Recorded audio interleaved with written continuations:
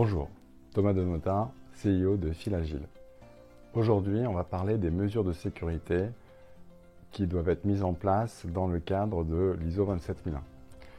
Donc, quelles sont les mesures de sécurité qui vont être obligatoires dans le cadre d'une certification ISO 27001?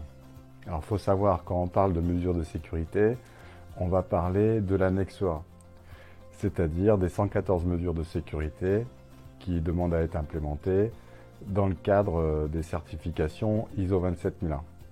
Donc, les mesures de sécurité qui sont décrites dans l'annexe A sont des mesures de sécurité génériques.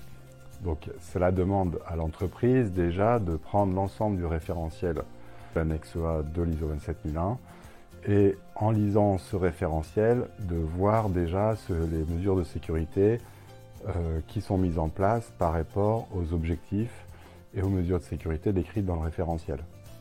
Il n'y a pas d'obligation de mettre en place les mesures de sécurité de façon générique et globale. L'entreprise doit spécifier mesure de sécurité par mesure de sécurité comment elle applique l'objectif et les mesures de sécurité décrites. Elle peut aussi en exclure si ça correspond à aucun risque pour l'entreprise ou si d'autres mesures de sécurité permettent de lever les risques que lèvent ces mêmes mesures de sécurité. Elle peut les compléter, les appliquer partiellement. En fait, elle a une large possibilité, pas mal de marge de manœuvre pour appliquer ce référentiel.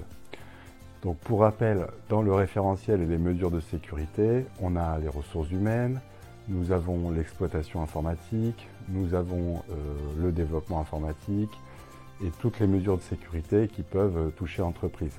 Ces différentes mesures de sécurité vont devoir être implémentées de façon intelligente par rapport aux risques qui auront été identifiés pour l'entreprise.